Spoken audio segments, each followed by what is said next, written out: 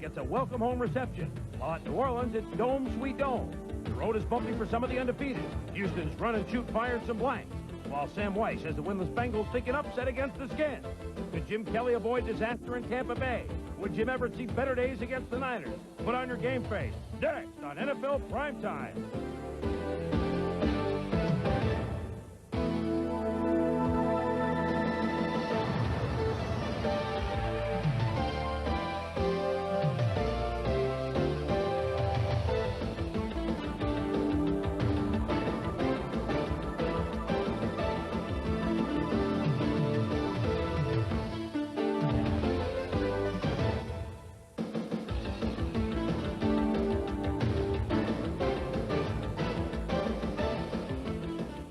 Everybody, and welcome to Week 4 of ESPN's NFL Primetime. I'm Chris Berman. We thought it would be a week that the undefeated teams and the big guys had to keep concentrating on the field, and it turned out to be exactly that. But to help me concentrate here, we got some big guys ever on, and you know that. I just mean Robin's one of the guys. Robin Roberts, Tom Jackson. We're talking football, basically on the first weekend of the fall for football. We're having some fun. Let's check out the late scores for you around the NFL. Some interesting games going on very late. Just over at Candlestick Park, the Rams had beaten the 49ers their last 3 regular season games there. Close game at the half, but Niners poured on in the second half. Jerry Rice, a big touchdown. The Niners win it 27-10. They're now 2-2 highlights later. Closing minute at Mile High Stadium. Now, it's now a final. Denver has defeated the San Diego Chargers 27-19. So the Broncos in first place by their lonesome in the AFC West. Also a final. The Seahawks made it close at the end, but not close enough. The Chiefs got up early and beat the Seattle Seahawks at Arrowhead 20-13. And with about 4 minutes to go, the Buffalo Bills have just scored at Tampa Stadium on a Jim Kelly to Keith McKellar 29-yard touchdown pass. The Bills have struggled all game. They now lead by a touchdown over the Bucs, 17-10. We'll keep you posted on that game in the final minutes and give you highlights as soon as it is over. But the Bills are one of those undefeated teams we were telling you about. So are the New Orleans Saints. But the Saints, this wasn't a look-pass game for them at all against the Minnesota Vikings. The Vikings have been the albatross for Jim Mora's Saints. 4 games, they were clobbered in all their last 4 meetings. The question, they said in New Orleans today when the Vikings came to town, who dat day they're going to beat them Saints? And the Vikings found out in a hurry that that not be them. Scalping has been the Vikings over the Saints lately, but it was Herschel Walker and the Vikes that were scalped. Sam Mills had 10 tackles. There's one of them. The whole New Orleans defense had a boatload of tackles early and often. Ricky Jackson, the man of the interesting haircut, cuts down Herschel. And then Pat Swilling. Yeah, Pat Swilling is having an outstanding day and an outstanding year thus far. And then Sam Mills, Bensie Glenn, everybody gang tackling for the New Orleans Saints. Herschel, 10 carries, a mere 15 yards. Different story for Bobby Siskel and Hebert and his Saints. The handoff to Gilles Penetier. Joey Browner is faked out, and look at Peter T. Rumbling. He's going 54 yards down to the 7-yard line. Dalton Hilliard was on the sidelines. Penalty replacement says, not bad. And what is this by Joey Penalty Browner? Showing some outstanding individual moves. Makes one here on Joey Browner. Reminds me that Joey Browner has some karate expertise as he tried to kick Finnerty down. I tell you who has some running expertise is Ironhead Hayward. Touchdown from the 8-yard line, and the Saints spinning the umbrellas. They're leading it 7-0. Barry Burns says, well, when are we going to get on track? Watch this play. Hebert. Instead of running himself, he flips it to Ironhead, and Hebert's going to throw a block on Mike Merriweather. The Saints played inspired football. It's a first down. Ironhead said, I can do more than run and take pitches. Are you kidding? It's the old shot put. 44 yards. A beautiful pass to Quinn Early down to the 5-yard line. Ironhead says, hey, we are having some fun here in New Orleans. Morton Anderson had a lot of fun. 4 for 4 on field goals. He now has over 200 for his career, and all 7 of his kickoffs today were touchbacks, and that's a big, big factor. The Saints lead at 16-0, put into Hurton into the Vikes. Early fourth quarter, Ironhead says, 8 is my lucky number. Buford Jordan with the block. Don't watch Ironhead and Ray Berry. Boom! Get out of here. Touchdown. 23-0 New Orleans. You know what that is. The Tom Benson boogie. Ironhead boogie, 72 yards. Bennerty boogied for 106 yards. The Saints are striking up the band. They've never before been 4-0. And I'll tell you what, 26-0. The New Orleans Saints look every bit of an undefeated team. And you see that goose egg there, Tommy?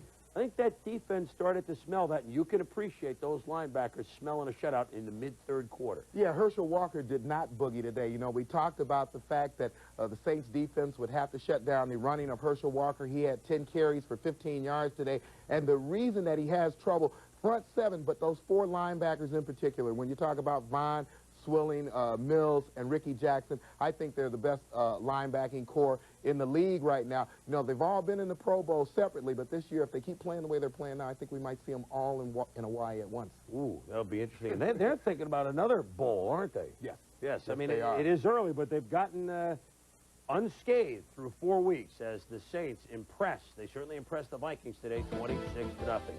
When we return here on Primetime, is this the day for Don Shula to garner win number 300? And another undefeated team, the Houston Oilers, went into New England. It's a breather, right? Wrong. We'll be back.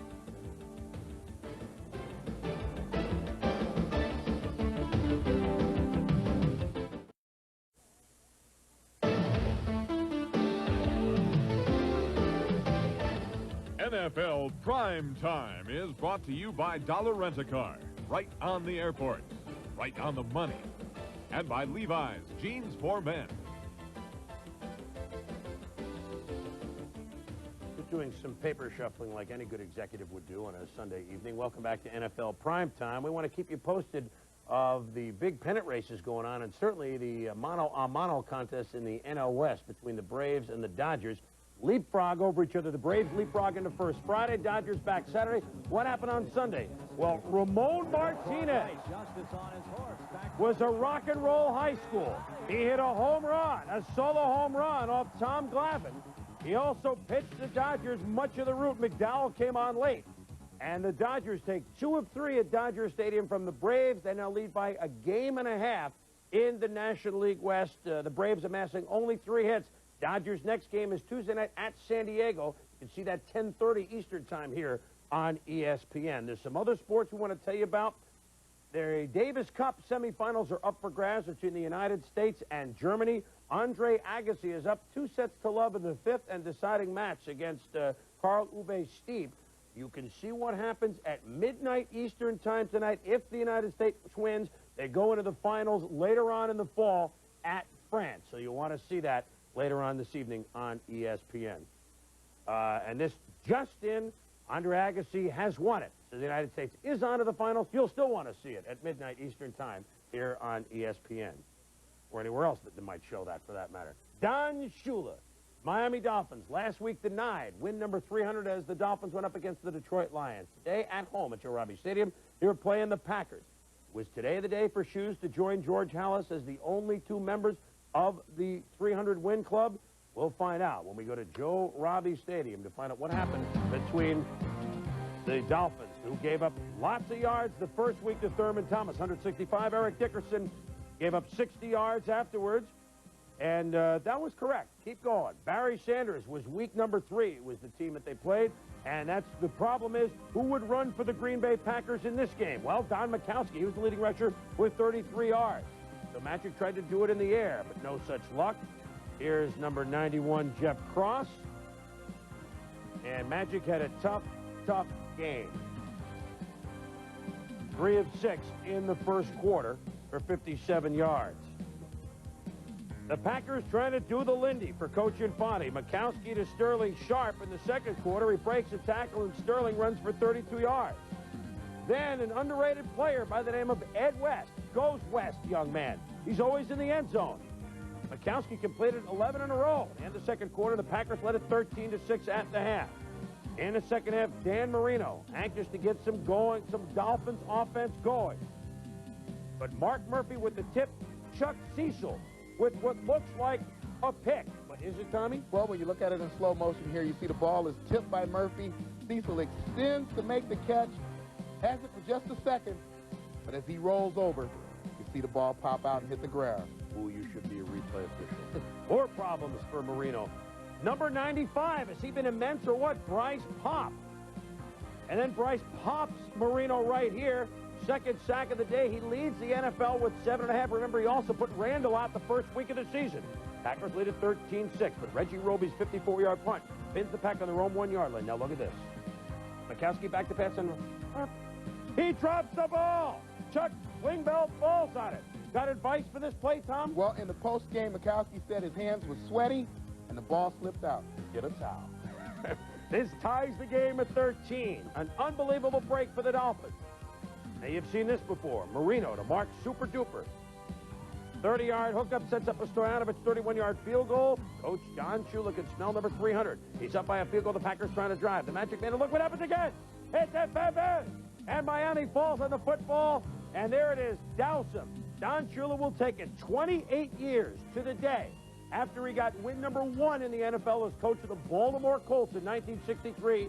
Shula wins number 300 as the Dolphins beat the Green Bay Packers 16-13. Our congratulations to Coach Don Shula of the Miami Dolphins as he wins number 300.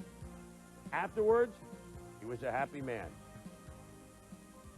The team was great about it afterwards. I got a game ball and another plaque from the players. And the 300 wins, and thinking back through the years and the players that I've had the opportunity to coach, and some of the great wins and the thrills and everything that goes along with it, those are, when you think about numbers, and then you can't help but think about that. Think about this. Papa Bear, Don Shula, alone in the 300-win club. Congratulations, Don Shula. Obviously, you don't need us to say one of the best there ever was.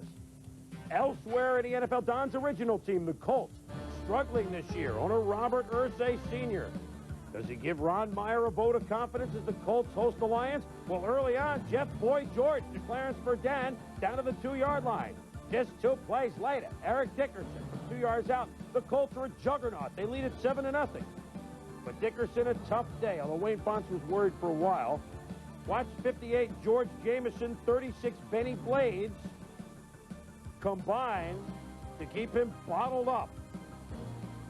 And then Dickerson behind a makeshift offensive line is wrapped up by Tracy Hayward. His worst day ever as a pro, 17 yards in 13 carries. In the third quarter, the Colts still lead at 10-7. Ron Stark doesn't have a prayer. Blades is all over him, and then Herb Wells picks up the ball. It's ruled down by contact. Stark had no chance to kick the ball, but the big play, where is it? Right around there. And 2 plays later, Barry Sanders untouched. The Lions lead at 14-10. Wayne Fontes is saying, you know, all of a sudden we're on a roll. Third quarter, Verdun makes a bad play worse as he fumbles it, and he's tackled at the 1 by Melvin Jenkins. Colts' first play, hard to get around Jerry Ball. The massive Pro Bowl nose tackle of the Lions.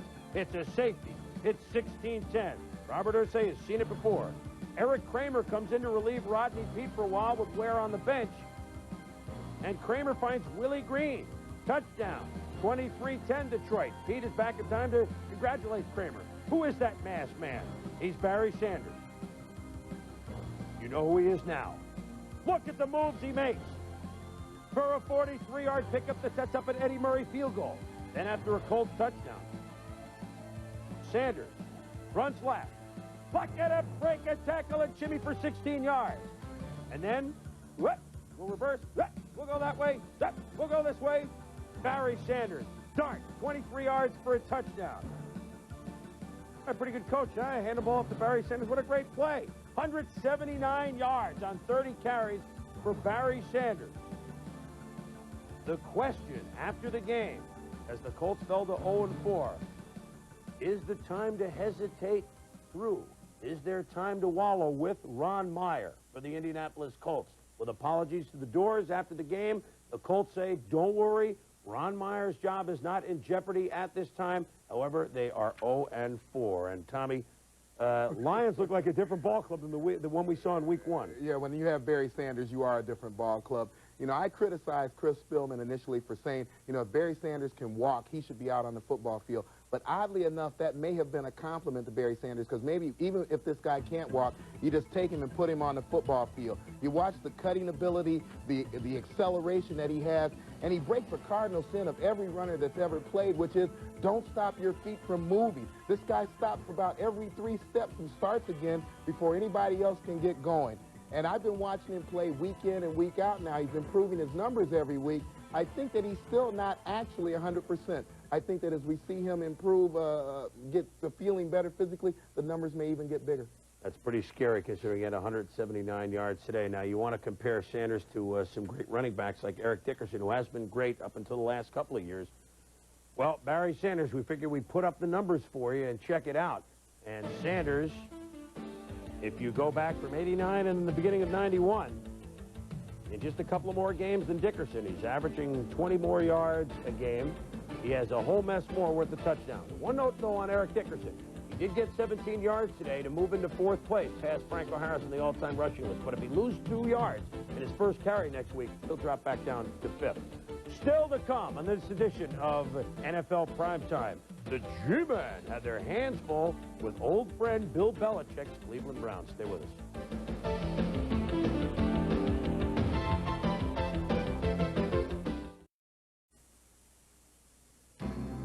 Baseball at the top of the hour. Tony La Russa, he knows what it's like to play in postseason. The A's won't be there this year, but Gene Tennis, the former A and current interim manager of the A's, would like to be there. Toronto at Oakland at the top of the hour. Major League Baseball here on ESPN. We'd like to welcome those of you that have watched the Buffalo Bills hang on to finally win a game at Tampa Stadium. The Bucs had the ball on the 8-yard line with 2 seconds to go. Chris Chandler in for an injured Vinny Testaverde, couldn't complete the pass, and the Bills beat the Bucs 17-10. Highlights a little bit later on. So one Super Bowl team from last year struggling. Robin Roberts looked at the Super Bowl champ from last year, the Giants. They came into this game 1-2 against the Browns, who were ready, weren't they? Oh, yes, they were. Could you imagine if they left, if the Browns left 3-1 and the Giants left 1-3? No, that would be bad news for the New York press with that. Bill Belichick would have to try and find a way to pick apart the defense he helped build that was good enough to win a couple of Super Bowls. Now, you can already see Belichick's influence on the Browns' 2-1 record, and prior to today's game, they'd only given up 39 points. Homecoming at Giants Stadium for Bill Belichick and the Giants' all-time leading rusher, the Browns' Joe Morris. The Giants welcome Belichick back. Mark Ingram, sideline catch, and says, "Remember me, Bill?" Then Joe Morris with some trouble. He fumbles his first offensive possession. The Browns do recover the ball, though, and Phil Simms still applauds the Giants' effort. Giants big on defense. Lawrence Taylor comes up behind, sacks Bernie Kosar. Giants defense didn't stop there. Bernie Kosar hits Brian Brennan. The Giants defense crushes him after the catch. Belichick wondering what's going on, TJ. Giants defenders keen on Brennan somewhat all day, but no receiver likes to have a ball thrown into coverage like that. Second quarter, Giants up 6-0. Rodney Hampton gets the handoff, goes 28 yards for the touchdown. Giants up 13-zip at the half. You know, Coach Hamley told me, Robin, that this week we would see more of Hampton, we would see more of Tillman than we would of O.J. Anderson. Here you see Hampton make the good cut outside, shows the good stiff arm, and a nice little inside cut right there to get him to the goal line. Good presence of mind. Third quarter, the Giants' defense starts tough. Kosar, shovel pass to Brian Brennan. Mark Collins delivers the crushing blow, the kind of D used to play, TJ. Again, I think Brennan's going to go back and have a little chit-chat with the quarterback.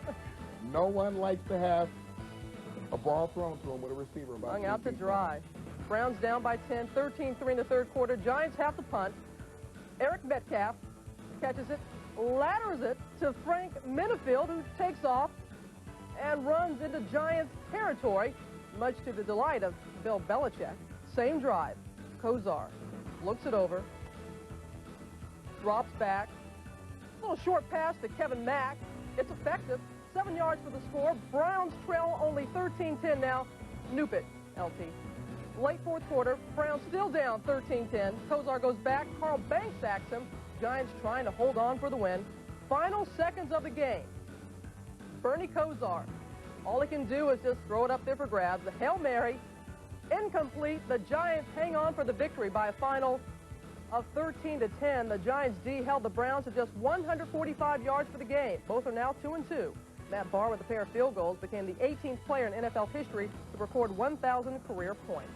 2 years ago, the Patriots stunned playoff-bound Houston. The Oilers returned to Foxborough Stadium today. Warren Moon looking to run and shoot it up on the Pats.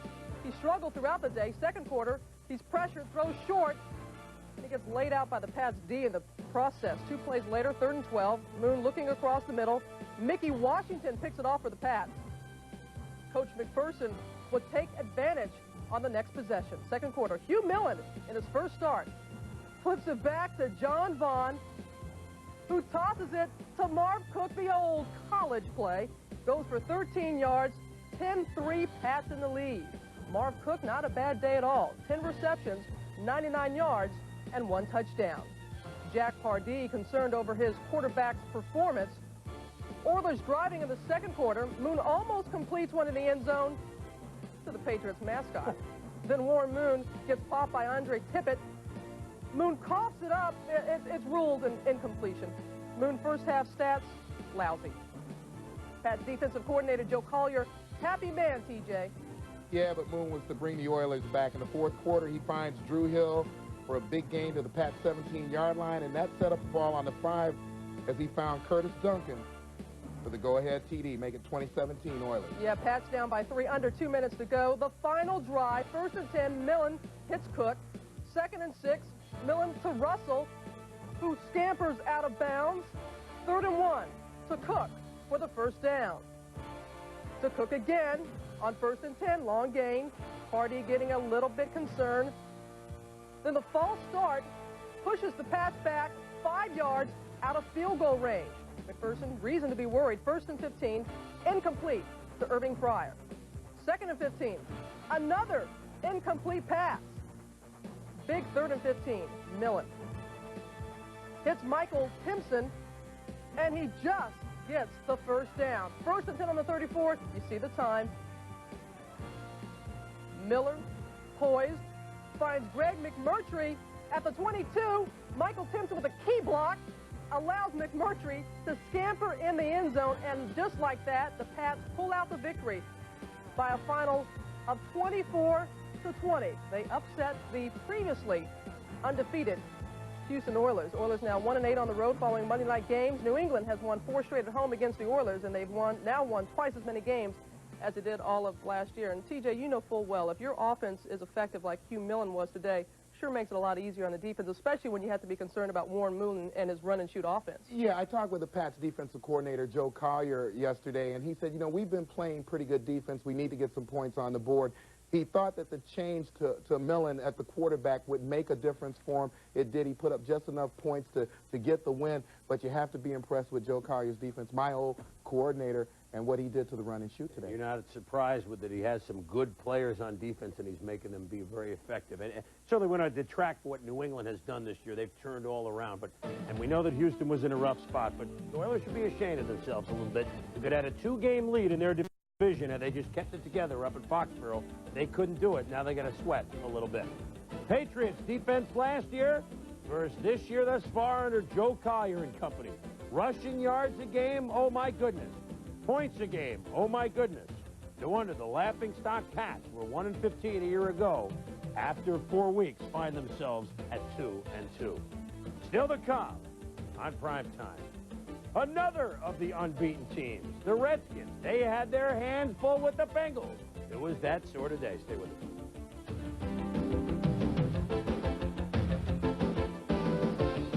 Bengals. Would the zero trends continue for both teams? That was the question. Or could they each team end it, or was this a continuing trend? This week, Sam Weiss spoke about playing hard for the Bengals. You play the Washington Redskins as tough as you can play them. If they think they're walking in here playing a team that's not going to be ready to play, they're mistaken. The Bengals were ready to roll, and Sam had them fired up at Riverfront. Boomer Esiason has been criticized this year for inconsistency, including by himself with the Skins leading 3-0 in the first. 3-card Monty Coleman picks off the pass, but the Bengals get a break. Coleman holding on the play, and Joe Gibbs says that call was ridiculous. Doesn't matter. Cincinnati keeps the ball. Boomer on a play fake. He does this so well. To Tim McGee, 39 yards, and the Bengals are in business. Dan Boomer On the roll to McGee again, 27 yards. Weiss encouraging his team to hurry up. No huddle offense. Boomer responds to Mike Barber. Down to the 6-yard line. Joe Gibbs said, I had a feeling this would be a dangerous spot for us. He was right. JB, James Brooks up the middle for a touchdown. The Bengals lead it 7-3. But Mark Rippon for Washington has been ripping all year long. With the game tied at 10, he finds all reliable Art Monk. 120 straight games, a reception for Arthur Monk. This a 54-yard completion. Then, other members of the posse. It's the very tough Gary Clark getting interfered by Rod. Dr. Fred. Yes, it was interference. Sam is incensed. The penalty gave the Skins a touchdown. One play later by Richard, 17-10. Brian Mitchell reminds some like our Joe Theismann of Mike Nelms in the special teams role. He used to play for the Redskins. Mitchell with a touchdown on the 66-yard punt return. 24-10 Washington at the half of the Bengals. He wakes up. Rod Jones coming on the blitz. He catches Rippon by the arm, and this was a fumble. We saw this play repeatedly. The Bengals missed a touchdown. They also missed James Brooks. Aggravated a sprained ankle, had to leave the game. But Craig Taylor, you remember him, the third-year pro from West Virginia. 34-yard touchdown. The Bengals are within 27-24. Joe Gibbs, the basic nail biter. Things getting worse for the Skins. Alfred Williams knocks the ball loose.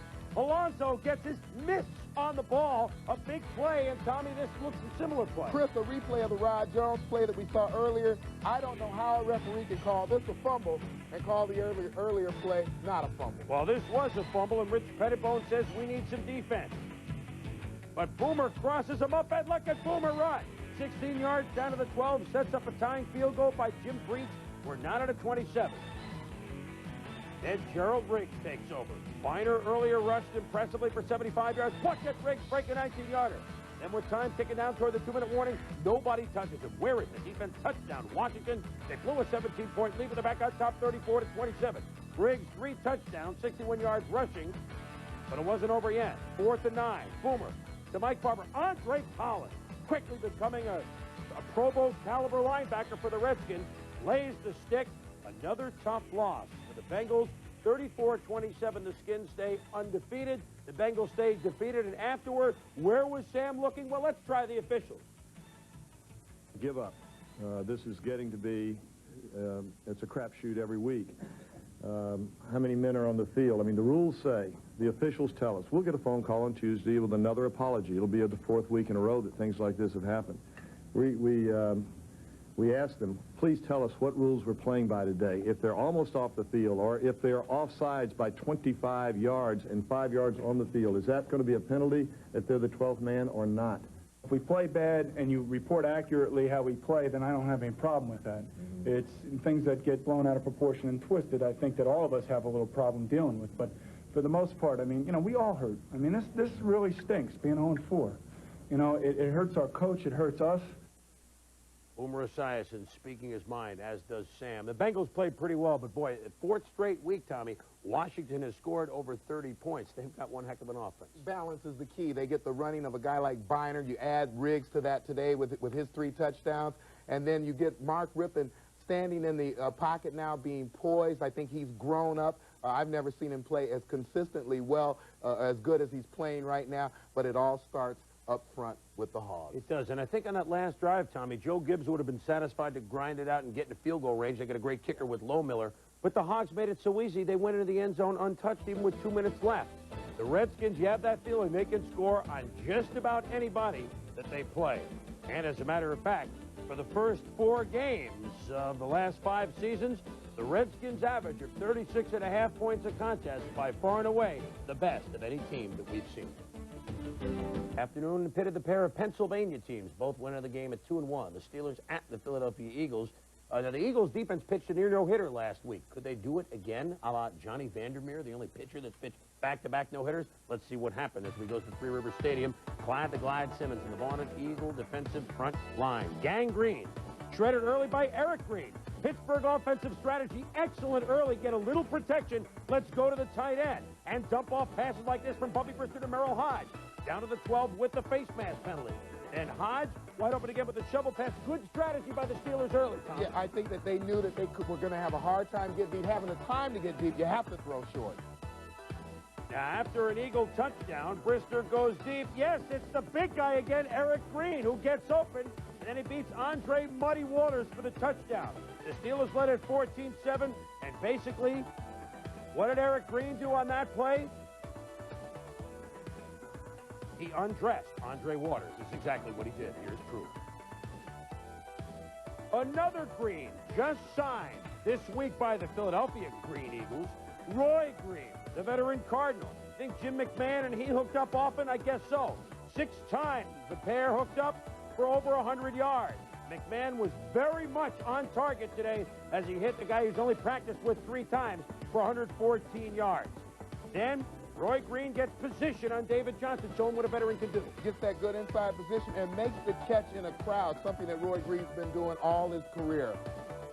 Joe Green on the sideline says, I got some guys that play good position like Rod Woodson.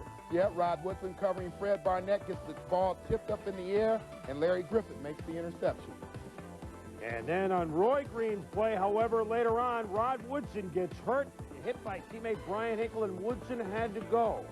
Maybe that had something to do with the Eagles' long drive in the third quarter. They controlled the ball for almost the entire third quarter. That's Robert Janitor into Drummond with a touchdown on 4th down, and the Eagles lead it 20-14. Brister has a lot of time, but this is a coverage sack, Tom. Yeah, he has a lot of time to throw the ball. He can't find anybody downfield, and Clyde Simmons finally catches up with him. Now here are the Eagles blitz. They get William Thomas coming on the blitz. And again, he had a little bit of time. He just couldn't find anybody downfield. Joe Walton wonders what happened to the excellent offense in the first half. Well, he wonders what happened to Jeff Graham. In for Woodson, fields the ball at the 1. It looked like it was a safety.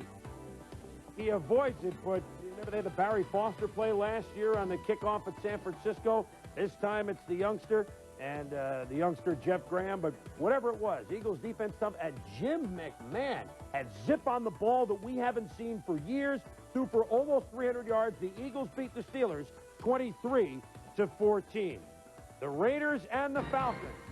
Please allow me to introduce myself. I'm a man dressed in black. It's Jerry Glanville and Deion Sanders. Prime time with the stripper Trey Schrader, and it's a touchdown for Jesse Tuggle. And the Falcons lead it at home 7-0. Deion set the tone early. Look out. Time. Go ahead. Prime time coming from the backside. He made the play. I'd love to see him celebrate before he ever gets into the end zone. Oliver Barnett celebrating on the play out in the backfield of Roger Craig. Tim Green says, this looks like fun. I can do it too. Tim Green is also there for Jay Schrader when he tried to pass. Schrader says, let me do it myself. But watch out there, and Connor makes him pay. Controversy on the play. Jerry Glanville says it's a fumble, and you make the call. You look at this on the replay, I honestly can't tell exactly the point that Schrader lets that ball go. Well, Jerry wasn't pleased. He gets flagged for unsportsmanlike conduct, and this helps set up Jay Schrader to Swervin Mervin Fernandez. 34 yards out of the 4-yard line. One play later, it's Schrader to Andrew Isotoner Glover. A 4-yard touchdown, and we're tied at 7 at the half. Off the shell, hoping that his Raiders could dig in. And they do. Lionel Washington thought he had a touchdown. Further review said the ball was down, and then further review by both the Falcons and the Raiders in this play. But at any rate, Jerry pleads his case. And then Jay Schrader tries to plead his case. He does with a touchdown to Ethan Horton, and the Raiders lead it 14-7. Next possession, Chris Miller to Steve Broussard, and the Falcons have come back to tie it at 14. Later in the third, watch this play. Michael Haynes, the beautiful pass from Miller at 46 yards, and the Falcons lead at 21-14. After a Jeff Mick Jagger field goal makes it 21-17, 4 minutes to go, Schrader to Tim Brown for a first down on 3rd and 20. Down to the 22-yard line on 3rd and 9, they run the ball to Marcus Wilson, who was activated just in time to make a play like that. Then on 4th and 9, Schrader goes for it all with under 2 minutes to go. Timmy McKyer, he's still talking about it, makes the INT, and the Falcons, who began 0-2, have even the mark at 2-2. The Raiders get defeated by that man in black, Jerry Glanville, Tim Green, the rest of the Falcons, 21-17. Atlanta wins it at home, so a nice comeback for that team, and so the Raiders end up falling back at 2-2. When we return, we've got late game highlights to show you. But first, as we go inside the numbers, in the first quarter of the Steeler game against the Eagles, they ran and passed for over 150 yards. The last 3 quarters combined was under 80 yards.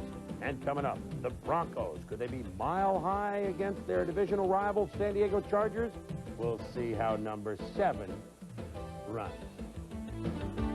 Top of the hour, Toronto Blue Jays trying to right their listing ship. They know that the Red Sox have lost. They could lead by a game and a half in the AL East. They're at Oakland at 8 o'clock Eastern Time, Major League Baseball tonight. But Mile High City getting baseball in a couple of years, Denver, but they're pretty psyched on their football team. And every right to do, because the way John Elway is playing this year has yet to be intercepted before today's game. The Chargers, they haven't won at Denver since 1986. They're winless, of course, so far this year. John Freese is one of only 2 quarterbacks in the league, completing less than 50% of his passes, while John Elway, on the other hand, is the AFC's second-rated passer.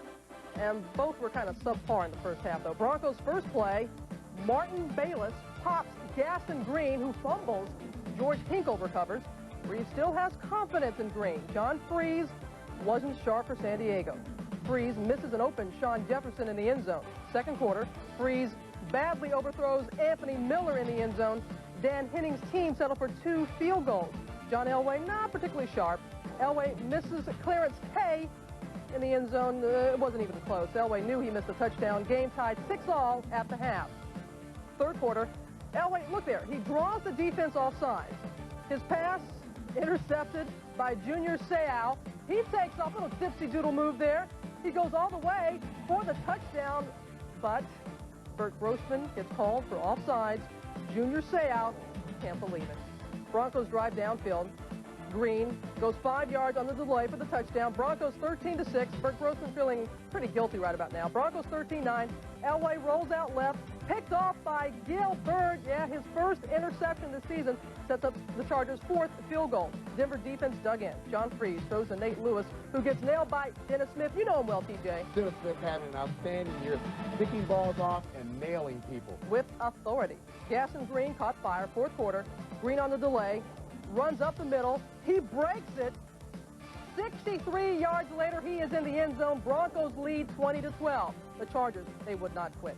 Marion Butts runs right, breaks the tackle. He hurdles Randy Robbins. He goes 27 yards. Broncos lead. It's just 1. Gaston Green wasn't done. Broncos running out the clock. Green again on the delay. Scampers left, goes 20 yards for the score. Green 127 yards and 3 touchdowns. Dan Reeves, a little complimentary slap in the face as the Broncos hold on for the victory by a final of 27-19. Let's check in on the Seahawks and the Chiefs. Chuck Knox looking for career win number 166, which would tie him for 6th with Paul Brown. Seahawks moving the ball on the ground. John L. Williams rounding out the tough yardage. Seattle decides to put it in the air. Wrong idea. Jeff Kemp scrambles. Picked off by Deron Cherry. The 10th career INT against Seattle. The Chiefs take over. The Nigerian Nightmare. You know who it is. Christian Okoye. Picks up 13 yards on the carry. Steve the Bird was shredding Seattle's secondary. Hits Rob Thomas down at the 6-yard line, but the Chiefs had to settle for a Nick Lowry field goal. First quarter ended in only 20 minutes. Chiefs offensive line giving the Bird plenty of time. Second quarter, 3-0 Chiefs. The Bird hits rookie Tim Barnett. 19 yards on the score. His first NFL touchdown. 10-0 Kansas City. The Bird operating on Seattle. 21 of 32, 2 touchdowns. And the Chiefs were punishing Seattle's offense. Kevin Ross. A little on John L. Williams. Chiefs lead 10-0 at the half. Knox's team needing some aspirin. Fourth quarter, 13-3, KC leading. The Bird finds rookie Harvey Williams. He gets his first NFL touchdown, 20-3 Kansas City. Under 2 minutes to go. Yeah, celebrate a little bit. 4th and 13 for Seattle. Deron Cherry. He intercepts it, yes. He's called for interference. 1st and goal at the 1. Marty Schottenheimer says, I don't think so. Derek Finner drives in from the 1-yard line. Chiefs lead 20-13. The Seahawks go for the onside kick. John Casey's kick is recovered by Chris Warren. It's Seattle's ball. Chuck Knox and his staff sending in some plays. Jeff Kemp overthrows. John L. Williams, Chris Martin intercepts it. Oh, boy. Chiefs win it by a final of 20-13. Had a hard time at Mile High Stadium last week, and they have a hard time winning at Arrowhead Stadium. Well, the AFC West, thus far, after 4 weeks of play, Denver's way, but that thing is wide open for grabs. But a good start to the Broncos. When we return, we've got the 49ers against the Rams. We have the Bills at the Buccaneers. And we can tell you that 300-yard passers today, there were a pair. One of them won. One of them lost. Look at the teams, and you guess which they play for. Buffalo Bills, the big sombrero. Tampa Stadium has been a house of horrors. They lost 5 in a row there, 4 to the Bucs, and this little game that they play in late January, Super Bowl 25. Could they get off the schneid today against the Tampa Bay Bucs? Oh, that little game. Remember Scott Norwood's 47-yard field goal missed wide right? Well, as Yogi Berra once said, it's deja vu all over again. Norwood, second quarter, same end zone, same wide right on a 36-yard field goal. Rod Serling phoned home. But teammate Jim Kelly had a big first half. The bomb to the venerable one. James Lofton, 41 yards. Then Kelly to the hero of a couple of weeks ago, Don Beebe. And Beebe BBs himself down to the 1-yard line. Sets up Cardwell Gardner's first 1-yard touchdown, and the Bills lead at 7-0 on the next drive. Kelly, to his Pro Bowl receiver, Andre Reed, makes the diving catch and dives to the 17-yard line. But Kelly had trouble penetrating the end zone because Tony Covington was there for the pick, and the Bills come away empty. Then next drive, Kelly to Steve Tisker, a Tasker, for an 18-yard gain, but a missed field goal by Norwood. So, Kelly in the first half, excellent numbers. 2:41 at the half, but it's only 7-0 Buffalo. Vinny Testaverde left in the second quarter with turf toe. So Chris Chandler in at quarterback. He's a good backup. He drives the Bucs down, and Reggie Cobb goes in from 1 yard out. The Bucs smelling upset. We are tied at 7. Then Buffalo ball. It's the reverse. Thermal hands it to Andre Reed. He's going to go 49 yards. It's a great play for Buffalo, except for one minor detail. He fumbles. Broderick Thomas recovers, but they rule out of bounds. This was close. Yeah, after we reviewed this further, you know, we both thought that if any part of your body's out of bounds, the ball is out of bounds. I thought it was a good call by the official. Bills kept the ball. They got a field goal. We run the same place as Buffalo with a 10-10 tie in the fourth, and Reed goes 15 yards. Then Kelly to Keith McKellar. It's a 29-yard touchdown, and the Bills lead at 17-10. But the Bucs were tenacious all game long. 2 seconds to go. Chris Chandler, nowhere near. Mark Carrier in the end zone. A valiant effort for the Tampa Bay Buccaneers. For the second straight week, the juggernaut Bills struggle on the road. But they finally win on a grass field on the road, and they finally win at Tampa Stadium. Buffalo beats the Buccaneers 17-10. When we return, we have the Rams and the 49ers. But first, we continue to look at our honor roll. The 100-yard receivers, Eric Green, tight end. Boy, did he get down the field today for the Steelers in their loss to the Eagles. Roy Green, pretty good move signing him this week for the Eagles. Anthony Johnson had a good game, but the Colts did not. Mentally, a tough time for the undefeated teams going into the week 4 of the NFL. Other big teams like the 49ers went in 1-2. They couldn't afford to stumble against the Rams, but the last 3 regular season games, the Rams have had the Niners number at Candlestick Park. Where they have it today? Well, the number for the Niners was number 8, Steve Young. And Brent Jones is hurt, as is Joe Montana. It's Young to Jamie Williams. And the quarterback goes to the tight end, down to the 12-yard line, setting up a Mike Cope for field goal. The Niners led it in the first after one possession, 3-0. The Rams come back. Jim Everett to Henry Ellard. The E-men. Everett to Ellard, down to the 3-yard line. Then on 4th down, in the early second quarter, the gamble pays off. Robert Del Pino, touchdown. Rams and John Robinson lead at 7-3. They lead at 10-3 late in the first. Young to number 30, Keith Henderson. Pickup of 9 yards. Who says that Montana's the only one that can run the 2-minute drill for the 49ers? Young to Jerry Rice, 11 yards. Face mask added on. Young to Mike Gerard. A gain of 28 down to the 12-yard line. Young to John Taylor. Touchdown. Key drive for the Niners. Ties it at 10 at the half. It is your basic 23-second drive that goes 60 yards. In the second half, Jim Everett has to leave the game for a touch as he runs into his own man, Duval Love. He leaves the game with a bruised shoulder. Mike Kofer comes in to kick a 47-yard field goal after the Niners get the ball back. They lead it 13-10. So after Mike Onion Pagel runs a couple of series for the Rams, Everett comes back despite the injury. And he hits Jim Price, who was right for 21 yards. Then Everett going to the end zone. But a plan B pickup, Todd Bowles picks it off. It's a touchback. Everett upsetted himself. The Niners take advantage. Young to Jerry Rice. Sammy Lilly forget it, and guess what? See ya! He could go all the way. And he does. It's a touchdown. 62 yards, 20-10. The Niners lead. Jerry Rice, 5 catches for almost a scene hope. Then, a little over 3 minutes to go in the game, Harry Sidney running to Australia for 25 yards. And the Rams finally give up a couple of fourth-quarter touchdowns, and a smile on the face of Joe Montana company. Big win for the Niners. Rams played them very tough, but the 49ers win it 27-10. And even though that man you saw on the sidelines is in a class by himself, so is Jerry Rice, isn't he, Tommy? Yeah, you know, the thing about Jerry Rice and the thing that makes him amazing to me, defenses prepare to stop him. Granted, the 49ers have a lot of weapons. We saw all of them in that highlight package, but none as lethal as Jerry Rice. And yet, continually, week in, week out, the guy catches touchdown after touchdown. It's only his 7th year. He now has 85 touchdown catches. That ties him for 4th on the all-time list with Lance Allworth and Paul Warfield, 2 pretty good names. 3 more, he'll be tied for 3rd with Don Maynard. After this year, he'll be 3rd by his lonesome. Only Hudson and Larson will be ahead of him. 100-yard rushers, Barry Sanders. He looks...